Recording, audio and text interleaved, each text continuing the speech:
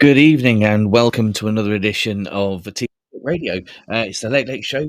Sean Mackay, Wigston Academy's literacy coordinator, and tonight we're going to talk about 21 years of advice, everything I can give to people on advice, behaviour, everything and in between. Welcome to Teachers Talk Radio.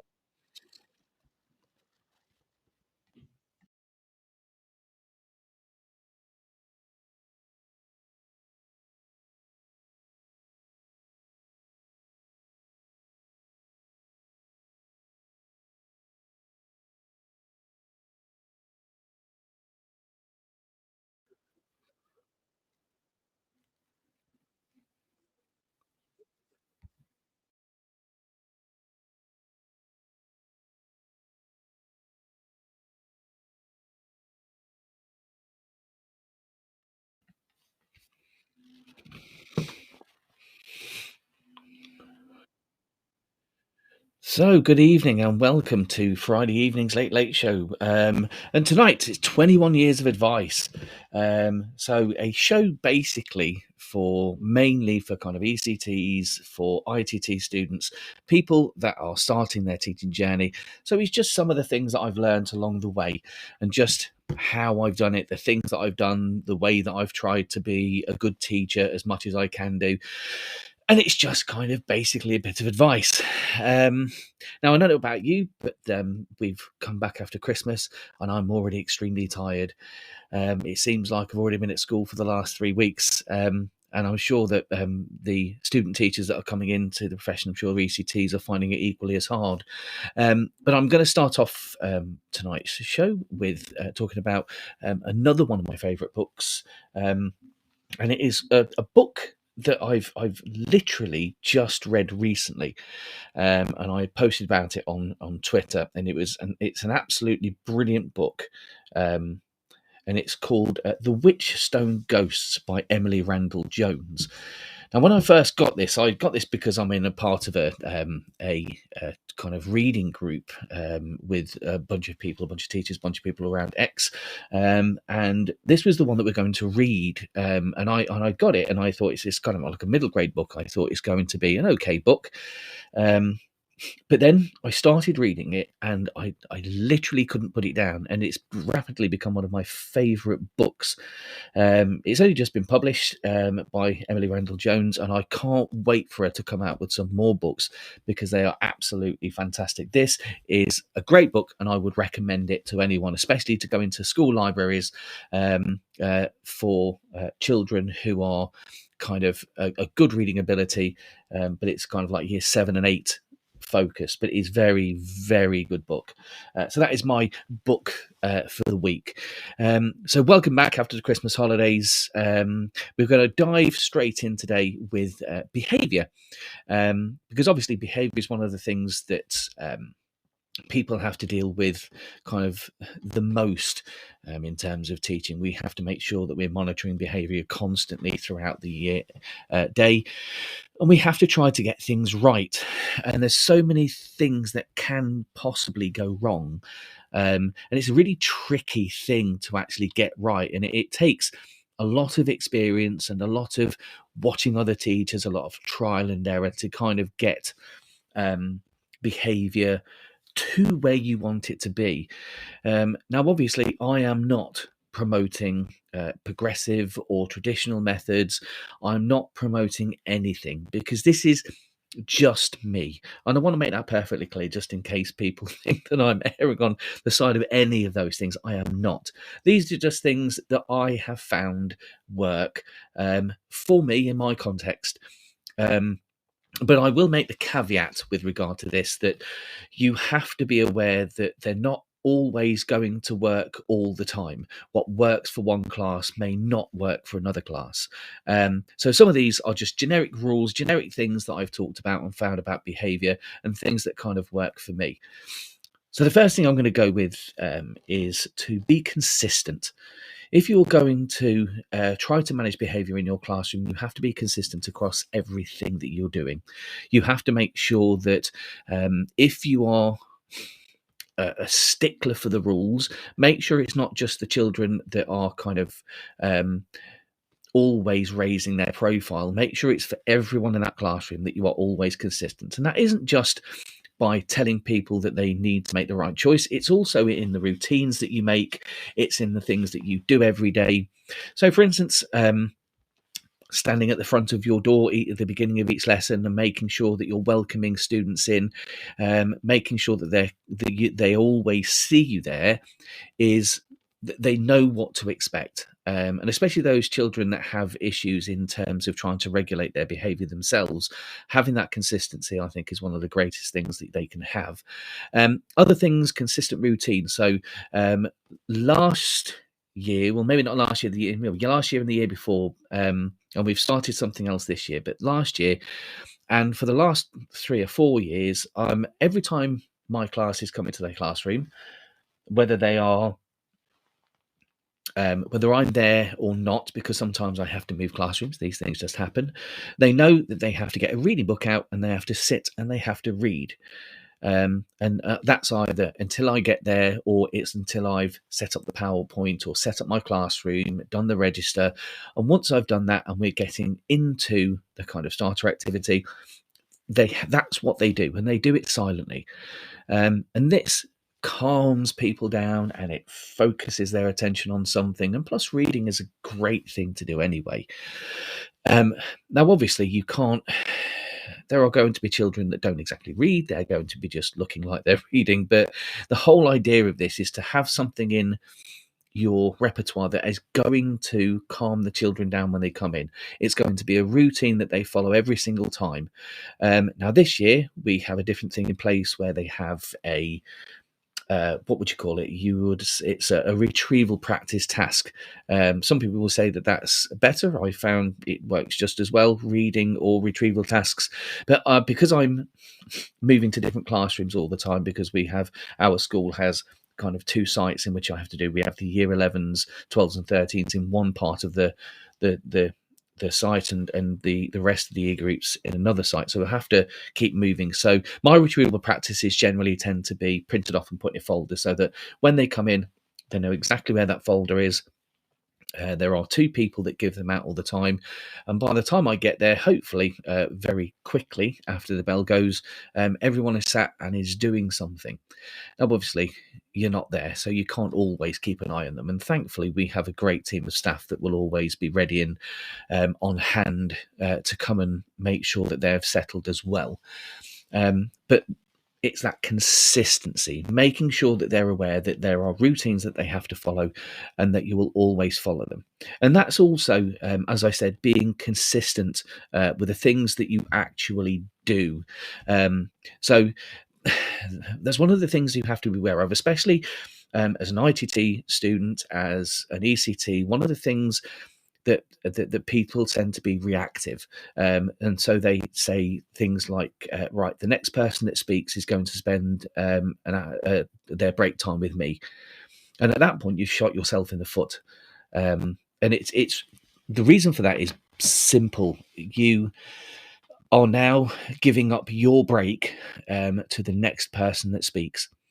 Okay, so be aware of what you are saying and what you are saying the consequences are for people doing things, because you are also going to be spending your time to doing those things as well. That doesn't mean don't do them. Absolutely, if they get to a point where these children are, as an entire class, perhaps messing around, it doesn't normally happen, but try to be fair, show them that you're being fair, but also that you have a line, and it's a consistent line, and that once that line is drawn, you have to follow up with that one. You have to be consistent in the things that you follow up with. And that comes to kind of the second thing, I think, is having a line in the sand that you don't cross. I mean, there are always rules of your classroom that you can bend. When you're asking people to work silently so that they can focus on the task at hand, often I find myself, if people are chatting a little bit, often they're talking about their work, but they're also kind of enjoying it and they're talking to each other as well. And generally, I look around and I think if they're getting on with their work and they're kind of enjoying what they're doing, and I can go around and look for misconceptions and help those children that need help, then a little bit of noise is fine. but you have to have that line. Once that noise goes past a certain point, you have to turn around and stop and say, this is not going to happen. The other thing with having a line is, which is in line with being consistent, is making sure that the kids know the rules to start off with, the things that you are expecting them to do in class. I mean, pretty much the rule that I really rigidly stick to is, if someone else is talking, you don't. And they know that there's a line in the sand. And if someone in the class, one of the students, is answering a question that I've asked, if I am talking to them about some of the things, the concept I want them to learn, then no one else talks, and they are all facing forward and they are all looking at me so that I can see that they're paying attention. And I'm consistent with that, and I am very, very consistent in the consequences that happen if they don't do that. I will give warnings, obviously, but the students in my classes know that I find that very disrespectful for everyone, because we should be listening to people. And so therefore, that consistency and having that line that I never cross, and that way I can kind of be quite banterish with them. You can have a joke with them now and again. You can kind of quite bond with them, but there's always that line that they never cross, because you have to then become the teacher again. So now we come to, I started off this, I drew myself a list up. So I'm going down the list. These are not necessarily in order of importance. These are just the things that I thought of as I was planning this show earlier today. And the second one then, or the next one is, and I think this is possibly the most important thing that you have got to do in order to nurture behaviour in your classroom. And that is build relationships. Know the children. Know what their home life is like outside of school, know their relative needs, know what other people think of them, try to find out why they are kind of doing things, try to see if you can help them in any way, show them that you care. Building relationships is the cornerstone of behaviour. And in the time that I've been, or the 21 years that I've been teaching, I've been trying to nurture relationships forever. It's the first thing. And as I said, it's the cornerstone of behaviour, because if the kids like you, if they trust you, then they will behave for you, and they will, that's not always the case, because they're going to have bad days and they're going to have better days, especially those children that have difficulty making the right decisions. They are going to have a much more nuanced understanding of what they think is acceptable. But you have to keep making sure that you're building those relationships, and that the students understand that making the wrong choices is still going to have a consequence after them. The same as making a right choice is going to have a consequence, but a much more positive one. So building those relationships, making sure that they know that you care about them, making sure that they like them, that you are taking time out to really help them in every way that you can, generally means that most of the times all the students in your class are going to behave.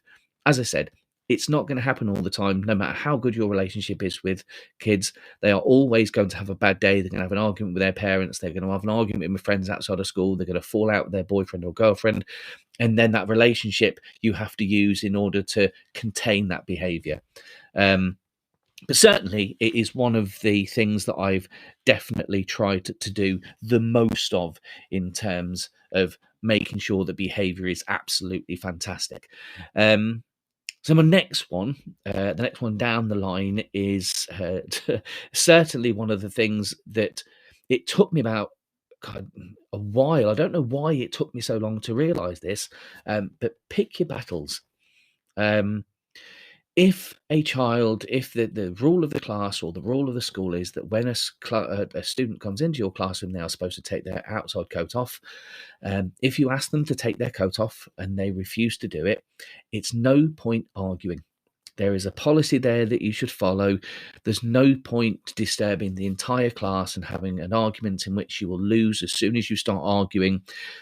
Just say fine, because you can deal with it after the class has finished. And as long as you make sure that student stays behind, because that way all of the class know that you are going to talk to them about the wrong choice that they made. As long as you are consistently doing that all the time, you will be absolutely fine. The children will see that that person has a consequence for not doing as they're told.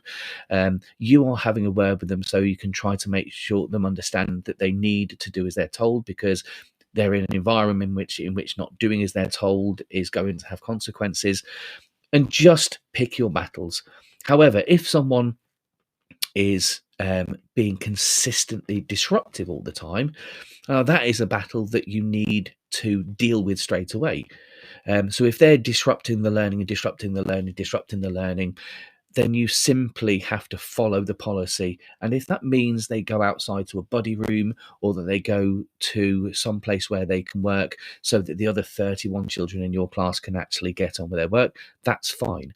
They are times when you can follow that behavior policy and say, I don't know what most people's behavior policies are. We have B1s in order for behavior and A1s and stuff for achievement. So we, B1, B2, then go to a buddy room after that. And it's that, if someone's doing something that isn't particularly disrupting the lesson, and you can have a word with them at the end of the lesson, do that rather than start an argument in front of the class, because as soon as you start arguing with a child, you've lost. And it's at that point where, you need to just leave it at that. So I think we'll come back to behaviour in a second after this. Bet UK is just 2 weeks away. Are you ready to join 30,000 attendees, 600 plus exhibitors on 7 content stages from 120 countries, and see Louis Theroux, Dame Darcy Bustle, Jason Arde, Laurel Kana, Baroness Luella Benjamin, Dan Fitzpatrick, Mr. PICT, and so much more? I might need to bring my trainers. The best part? Educators go free. Get your ticket now at uk.betshow.com/visitor-registration. This show is brought to you in partnership with John Catt Educational, publishing professional development books and resources to support great teaching and learning in schools around the world. Have you checked out their latest releases? Use the code JCTTR2324 for 20% off your order. Don't miss out. Visit johncattbookshop.com to explore their full range of titles and advance your own professional development today. Happy reading. Introducing Eton X from Eton College, a diverse range of quality online courses enabling young people to aspire and excel. Designed for self-study, these web-based courses empower your students with essential leadership, communication, and academic skills for success at school and beyond. Our Study Skills course sharpens their learning abilities, while the AI Fundamentals course equips them with vital digital know-how in a fast-changing world. Other popular courses include verbal communication, critical thinking, writing skills, resilience, creative problem solving, and many more. Offer the Eton X curriculum in your school for free. Visit etonx.com to find out more. And welcome back to Teachers Talk Radio, the Late Late Show with Sean Mackay, talking about 21 years of advice. So just a second ago, then we were talking about behaviour, be consistent, build relationships, have a line that you draw in the sand, pick your battles. So my next piece of advice, the thing that I found, is very, very simple, and that is stick to policy. And that way you're not going to kind of run foul of senior leadership or your head of department, head of year, whatever it is, because if you follow the policy that is set out by the school, then you are always going to be doing the right thing. Often, or sometimes, you need to kind of bump up that policy because, for instance, with our policy, you kind of give a warning, then you give a B1, then a B2, and the B3 means that they go into a buddy room. Generally what happens is you go warning B1, warning B2, warning buddy room. And if you think about it that way, sticking to the policy means that you are kind of every child that's being sent to the buddy room is disrupting your class at least 6 times. And therefore, sometimes it might be that you need to go quicker to that final stage. But if you stick to policy, generally no one can complain because you are doing exactly what the school has told you to do. So the next piece of advice I would be is to always stay calm. As soon as you lose your temper, as soon as you start to shout, for me personally, and as I said, some people may disagree with this, I feel like I've lost the battle, because I'm no longer calm. They have made me angry, and I shouldn't be angry with children as much as they annoy me sometimes, and their behavior and their lack of understanding as to how to make the right choice disrupts the lesson, and you becomes quite anxious and annoyed about the fact that the disruption of the lesson has been continuous, even though you've tried to do policy. Other people are beginning to now mess around. You have to keep calm. Nothing that child is doing in the classroom is personal. Nothing. um, they are just either finding it difficult, or they can't manage, or their emotions are getting the better of them, or they're being a pain because they don't like the subject in which you're doing it. Who knows why they're doing it? But what you should be doing is remaining calm so that you are always in control. And that's what calm is, being in control. Because you're showing the student that there's nothing that they can do that is going to make you kind of become annoyed or aggravated, because I'm calm, because I'm in control of the situation. I'm in control of you. And if your behavior gets to a point where I have to send you out, or I have to have someone come to remove you from the classroom, I'm doing that in a controlled way. I'm not going to lose my temper. And I don't lose my temper. I don't think I've get annoyed, get angry when you come out of the class and everyone's gone, and you can kind of rant and rave to your fellow teachers, and say this person did this today, and then someone can kind of sound off about that, and you can have a bit of a calm down because it's all come out. But at the time, when that thing is happening, you must remain calm. And it's one of the most fundamental things that you have to do, just to show the child that there is nothing that they can do that's going to make you angry. You are calm because you are showing them that this is how they should be. You're kind of modeling the behavior that they should have, and that you're in control, and no matter what they do, they are not going to be in control of that situation, that you are in control all the time. And that's what calmness does. That's what I found. And as I said, this is over 21 years, because I wasn't always calm. There are times, obviously, at the beginning of my career when I became, not that I ever showed it in class, but I became really angry and annoyed at students for doing things. And it's only kind of when you reflect and you look back and you think, I wasn't in control of that situation. And you think they were deliberately trying to wind me up, and I allowed them to do that. That you realise that as soon as you lose that calm, then you've handed the control over to the student, and that should never happen. The next piece of advice, the next little bit of thing that I can do, and one thing that ECTs, and I think certainly ITT students should get, all teachers will know this, and all teachers will have their own version of this, but it's the teacher look, or the teacher stare. And that is literally looking at a student, and keep looking at them until the student stops talking.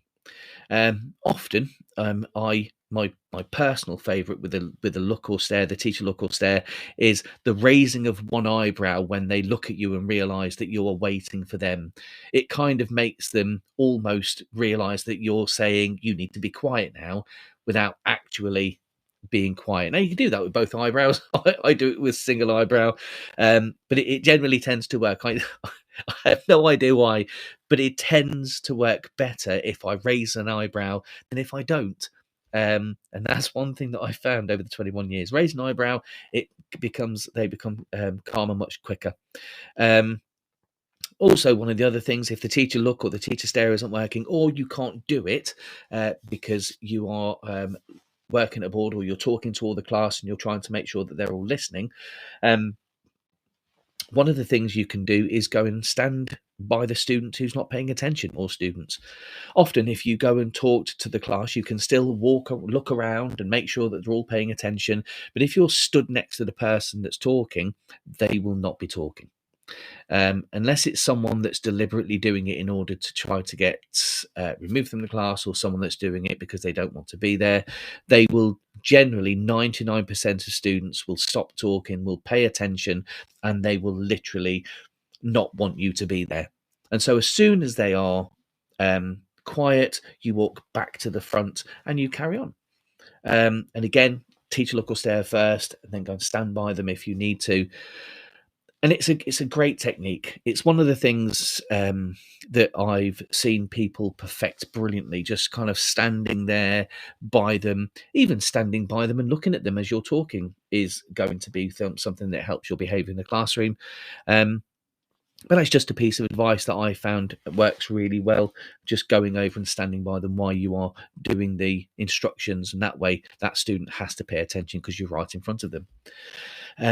And my there isn't a last tip, because there are loads and loads of things that we could be, and I'll come back to behaviour if I have time at the end. But essentially, my last tip for behaviour is a question. And it's a question with a double-edged sword for a student. If you see a student that is not paying attention, or someone that is not working, the not working is the better way to use this one, is simply go up to that student, get down on their level and say, do you need any help? And that is the most amazing question, because it's a double-edged sword. If they don't need any help, then they will say no, and therefore you will expect them to get on with their work. And if they do need some help, then you can give them some help, and then they can get on with their work. And it's a great question, and you can use it time and time and time again as you're going around looking for misconceptions, helping those students that need it, people that put their hands in the air, those people that start talking. You can literally go over to them and say, oh, you're talking again, do you need some more help? And then they'll either have to say yes or no. And that way you can either give them some help and then they can carry on with the work, or literally they'll say, no, I don't need it. So you say, okay, then if you're talking, then that means you're making a choice not to work, which means there will be consequence. You need to carry on with your work. And it's those little double-edged sword questions, I think, which is absolutely brilliant. And I love them. So let's move on to the next one then. So we've gone through behaviour a little bit. Obviously, there's loads of things over 21 years that I've done, but those are just the basics of behaviour. If you kind of follow most of those, you'll generally get behaviour in your lessons. Consistency and building relationships being the best ones that you can do. So the next one then is time management and kind of organisation. I've put those two into one because they're kind of the same thing. You've got to organise your time. You've got to make sure that you make the most of the time that you have whilst you're in school. One of the things I found with time management, making sure that you have the time to do stuff, especially if you want to make sure that you've got your kind of marking done, you've got your planning done, especially if you're doing it in school, is try to find somewhere quiet to do it with. My school is absolutely amazing, and everyone gets on with everyone. It's the best thing about the school is the staff. Students are amazing, but the staff, everyone gets on with everyone else. Everyone kind of talks to everyone else, says good morning, we're all really friendly. It's such an amazing school for that. But sometimes when you're trying to get on with some work, someone will come along and you'll start having a chat with them, and then before you know it, there's like you've been chatting to someone for 20 minutes and you've lost that 20 minutes. So finding somewhere nice and quiet that you can kind of do your work in, always, go down and talk to staff and your friends and colleagues at break time, at lunchtime, after school if there's people in the staff room. But go down during those particular times. Try to place yourself in somewhere that's nice and quiet if you want to get stuff done. I generally go in really early in the morning. I'm generally at school by 7 o'clock, because I want to make sure that everything's sorted and I can get everything done and dusted And it's great because it's really quiet. The people who come in also are getting stuff done as well. So I have a little bit of a chat to them, but because they're also busy trying to get things photocopied, printouts done, ready for their lessons, it's kind of, you can just kind of get it done. And that's what I like. In all terms of organisation as well, a diary. Have a diary, whether or not that is a computer diary, something on your computer or laptop, something on your iPad or Galaxy Tab, something on your mobile phone, or a physical diary that you buy from a shop. Have a diary because it's something you can keep referring to. One of the things that I found as a teacher is that there is so many things that I have to do, is that you often forget to do some of the things, and you get home and you're like, oh, damn it, I forgot to do that. And I didn't do that. And I didn't pick this up this morning. And I didn't do that, because there's so many things you've got to think about. In terms of that, I think I read somewhere once that a teacher thinks of more things in a minute than a brain surgeon does. And I can understand that absolutely, because the decisions you have to make, the things that you're doing all the time, means that you forget stuff. So having a diary, placing dates in there, making sure that you've got your kind of to-do list in there as well, the things that you've got to do, I think is an absolute must for a teacher in terms of time management and organisation. It's one of those things that you definitely need to have. And I certainly couldn't do without one now. I kind of write things down all the time, and I'm getting it out as much as I can. The one thing about me and my brain is, because as I get older, I'm becoming more forgetful. So sometimes I forget to take my diary out. But I always check it at the kind of lunchtime. I always check it at the beginning of the day, just to make sure I've got all the things prepared for that day. And I suppose that's the next thing in terms of organisation. Make sure you're prepared. But kind of don't over prepare. You remember, you're an expert. You are someone that has the knowledge that the children do not have. And so therefore, be prepared, but don't lose your life over it. And I'm not talking about killing yourself. I'm talking about, don't go over the top, and manage that time. Have some time to yourself. But you're an expert. You know that subject. That's what you're teaching. You know everything about that subject. So utilize that knowledge. Give them it in chunks. Make sure that you've got stuff down. Make sure you understand where schemes of work are. Make sure you understand if there are specific booklets that are being gone out to your department, or whether or not you've got to print them. Talk to people about what you need to do. Are the schemes of work done? Do I need to change them in any way? Adapt them to your class, but do it in an expeditious way. And because you're an expert, remember, you don't always need a PowerPoint. I love PowerPoints. I think they're absolutely amazing, but I don't do much on them. I have a slide that kind of explains what it is, because children often forget the instructions because they're trying to concentrate on the lesson that they're doing, the things that they're doing. So therefore, I generally tend to use a PowerPoint all the time. The good thing with our school at Wigston Academy is the English department has schemes of work already set up, so we just need to manipulate them. But I know what I'm doing. I'm prepared. I know what I've got to print out the next day. I know who I've got to differentiate for. Being prepared will help you to have time, because you'll be organized. You'll know what you've got to do, and you'll know how many sheets you need for this place. You need to know where you've got to put it, because being prepared is the greatest thing that you can be, and it will save you lots of time. But also, as I said, you don't always need a PowerPoint. So as with me, if you can, go in early and photocopy anything that you need doing in advance. I'm not organized enough to be able to have everything that I want and all the planning done by the time our reprographics departments have closed for the day. So I always make sure that everything I do, I finish at night time, so that I've got all of my things. I send it to myself via email, so that when I get in the morning, I can simply download that thing and then print it off, and then I can place it into the folders that I need to place them into, because they are going to be, that's that kind of behavior thing, so that the students know where they are, they've got that ready for themselves, that do now task, so that by the time I get there, they've got it out. So organisation is a key thing for you to do. And I certainly think that if the more organised you are, especially as an ECT, especially as an ITT student, the better you're going to be, the better you're going to enjoy teaching. Because there's nothing like getting in and realise you've forgotten something or you didn't do something, and a diary can help you to remember that. So that's it so far. We'll come back after the news, and we will see you then.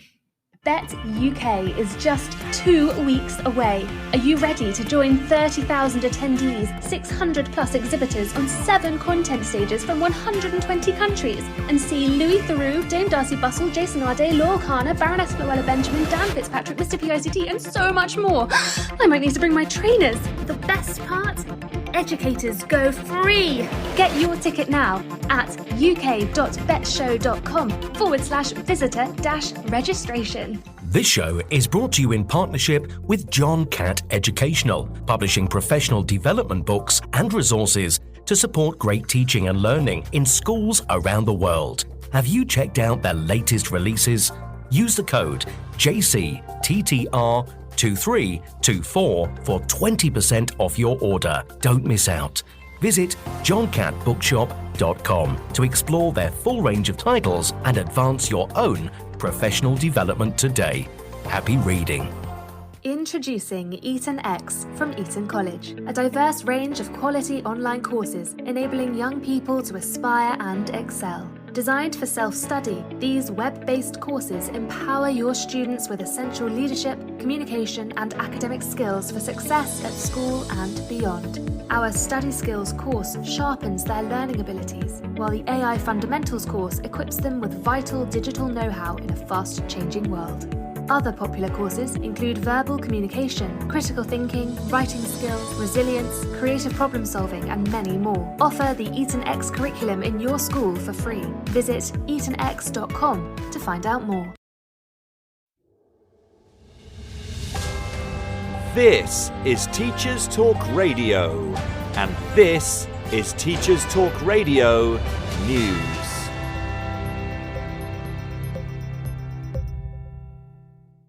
Maths is in the news again, according to the BBC News website. This time the story is about the pass rate for GCSE resits in the subject. November results show 22.9% of maths entries were marked at grade 4 or above, down from 24.9% in 2022 and 26.9% in 2019. In contrast, the pass rates for GCSE English resits rose to 40.3%, up from 38% in 2022 and 32.3% in 2019. In England, under 18s must retake the GCSE in English and Maths if they did not achieve a minimum of grade 4. The resits for the recent November series were marked, like the summer 2023 exams, back in line with the pre-pandemic levels. Prior to the exams, some colleges reported they were having to expand class sizes and hire additional exam space to cope with rising numbers of pupils retaking the 2 subjects. Those sitting the subjects in November are only a subset of the total resitting, as some pupils will not take the tests until the summer.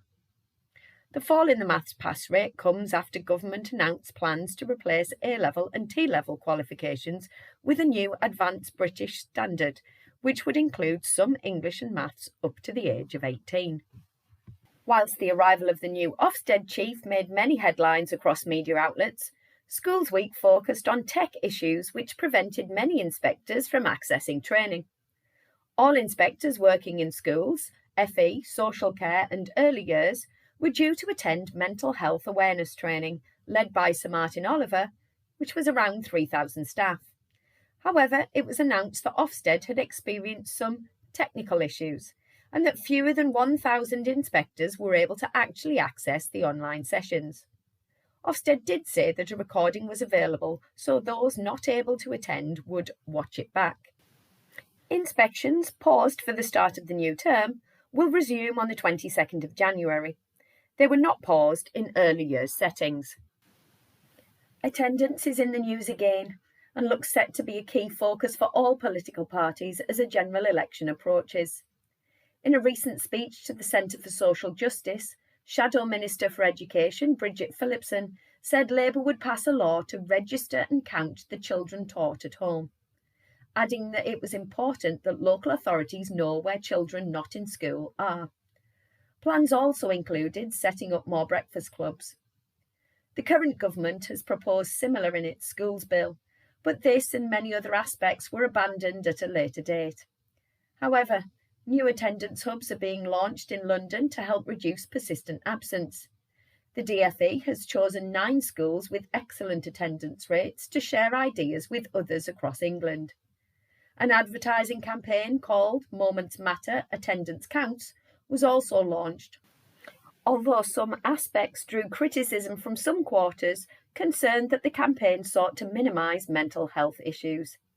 Education Secretary Gillian Keegan said, "Tackling attendance is my number one priority." In Wales, teachers at a high school are striking over poor behaviour of pupils, and NASUWT in Wales say there are now 6 schools in dispute over classroom safety.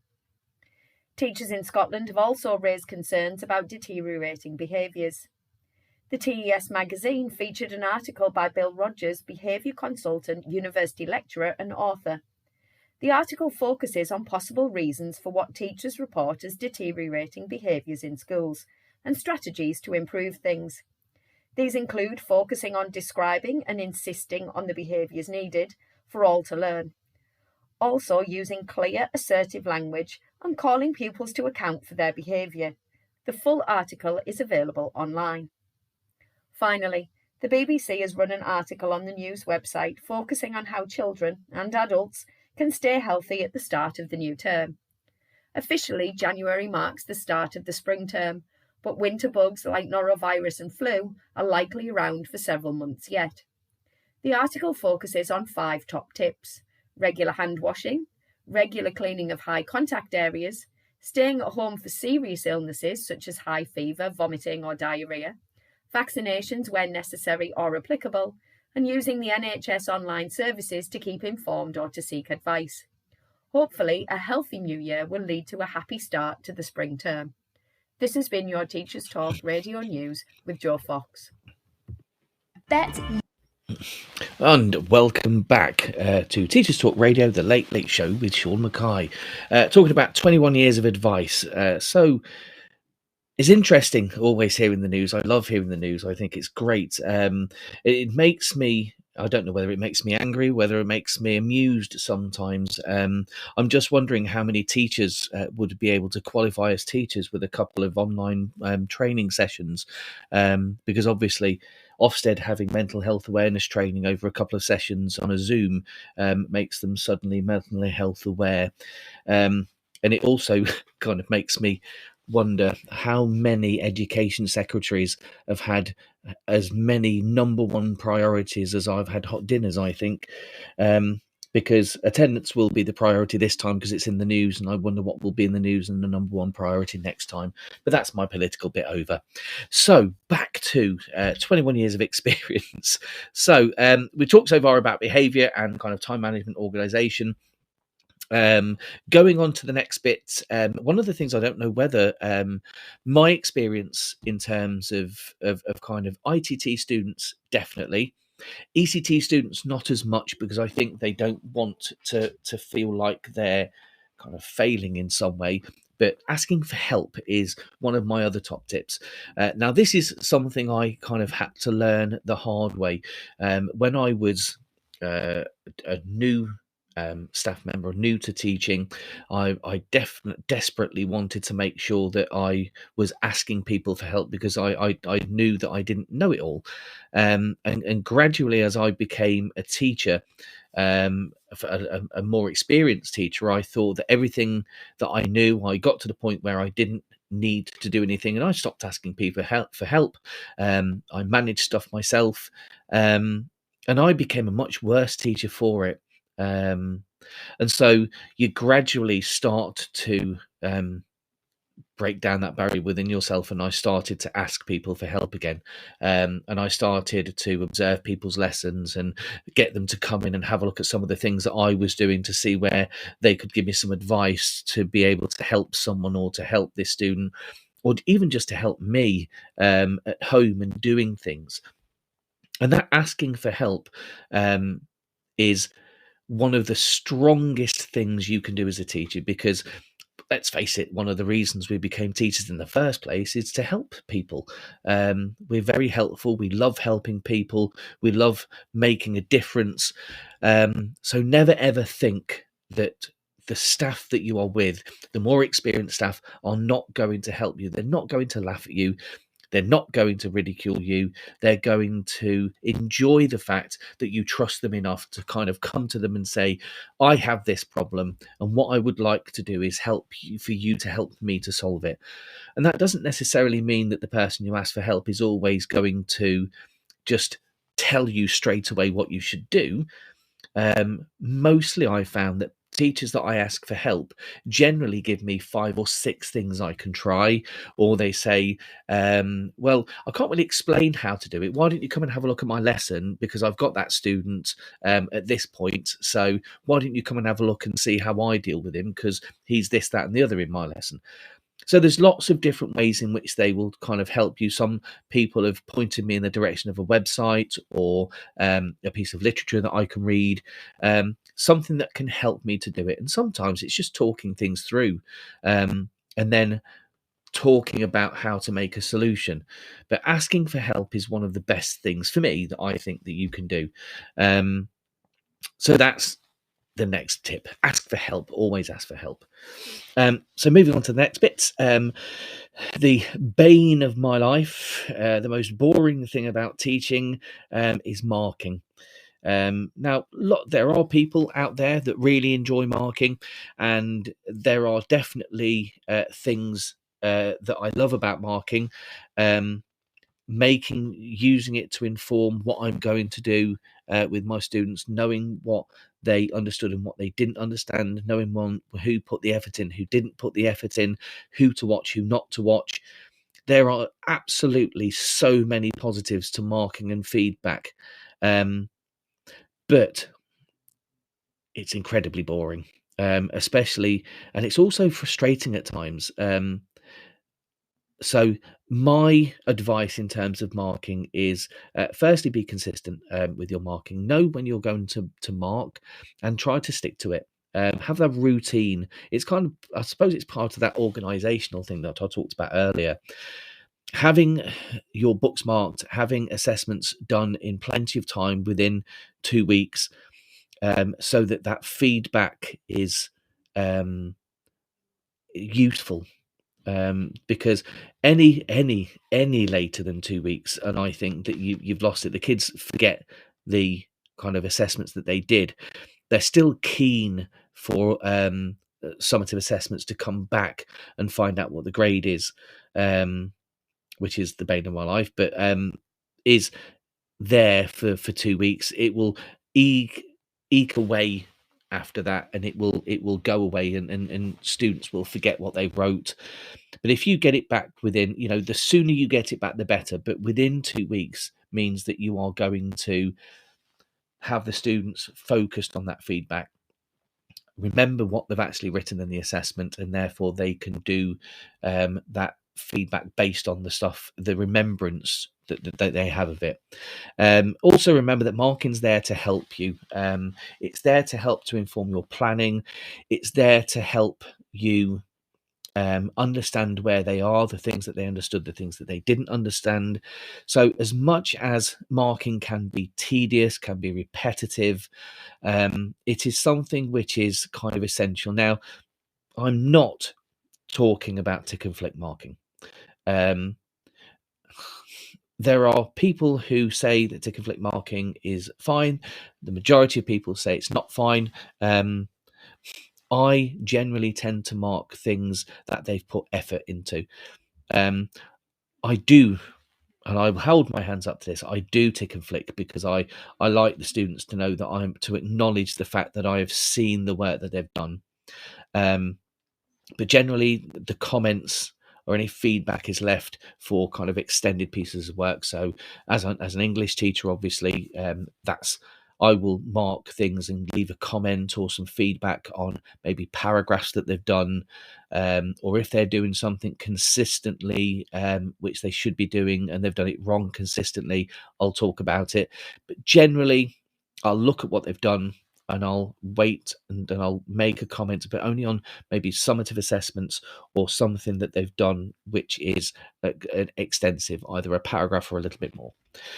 So try to think of, don't let it take over your life. Don't let marking be something that keeps you up for ages. I mean, obviously, PPE marking, mock exam marking, is going to be harder. Some staff have it much easier. I personally, I think it's it's much easier to be able to tell that 2 plus 2 equals 4 than it is with English, where 2 plus 2 is a sum, it's addition, it's a number of symbols and numbers, it's something that's hard, something that people find annoying.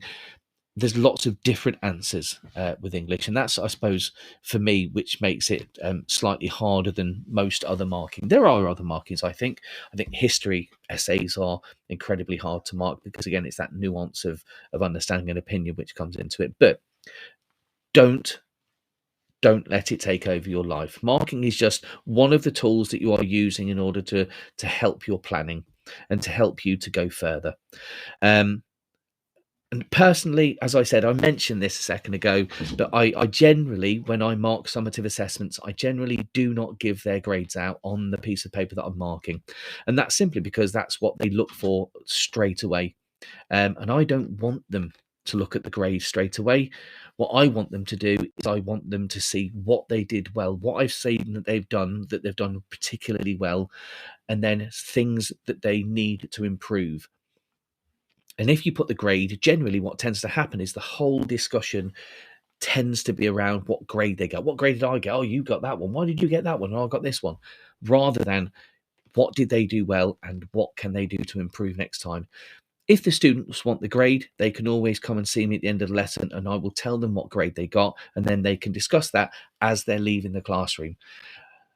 So for me, with your marking, especially with summative assessments, I would try not to give grades because you want the focus to be on the feedback and acting on that feedback rather than the grades themselves. So going to my next top tip, and I generally advocate this, is outside of school, have a hobby, have a life, meet friends. Remember that teaching can, if you allow it to, take over your life. And it has done with me on several occasions. I suppose for me, the difference between myself, I don't know about other teachers, is the fact that my wife is also a teacher. She's an assistant head of a school.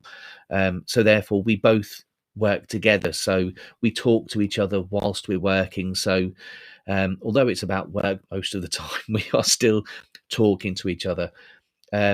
Personally, myself, I do photography, and it's something that I need to kind of eke back on and do more of, because I think I need to kind of take my own advice on that one and go back to doing that. But I also love writing. And the great thing about being an English teacher is when I'm trying to teach writing, I can actually do some writing myself. So I love writing, so I do some writing. I love drawing. I play the guitar, which is sat in my living room, much to the bane of my wife. She thinks it should be somewhere else and not stuck in the living room. But I love it. And I often go there to relax, and I sit there for 5 or 10 minutes just strumming away.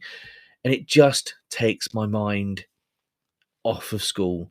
Or do something. One of the greatest things I do to take my mind off school is driving to and from work. Amazingly enough, it's brilliant just sitting there playing music, getting into that music. But remember that you have friends, and that marking sometimes can wait, and you are allowed to go out and enjoy yourselves. You don't need to feel guilty about it. You can go out and do photography or do drawing or go and visit places, whatever you want to do. Make teaching enjoyable. And that's, I've had all of the hobbies that I mentioned. I've had for years, and that's possibly why I've been in the job for 21 years. Is that I absolutely love teaching. I love my job to pieces. I don't think there is anything better than teaching, but it is a hard job. So you need that kind of wind down. You need to make sure that it's there. And I will come back to the last couple of things in a second.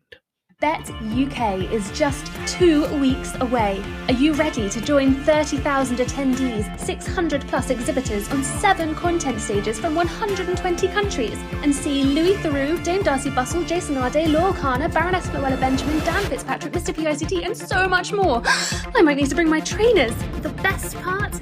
Educators go free! Get your ticket now at uk.betshow.com/visitor-registration. This show is brought to you in partnership with John Catt Educational, publishing professional development books and resources to support great teaching and learning in schools around the world. Have you checked out their latest releases? Use the code JCTTR2324 for 20% off your order. Don't miss out. Visit johncattbookshop.com to explore their full range of titles and advance your own professional development today. Happy reading. Introducing Eton X from Eton College, a diverse range of quality online courses enabling young people to aspire and excel. Designed for self-study, these web-based courses empower your students with essential leadership, communication, and academic skills for success at school and beyond. Our Study Skills course sharpens their learning abilities, while the AI Fundamentals course equips them with vital digital know-how in a fast-changing world. Other popular courses include verbal communication, critical thinking, writing skills, resilience, creative problem solving, and many more. Offer the Eton X curriculum in your school for free. Visit etonx.com to find out more. And welcome back to the final part of Teacher Talk Radio, the Late Late Show with Sean Mackay.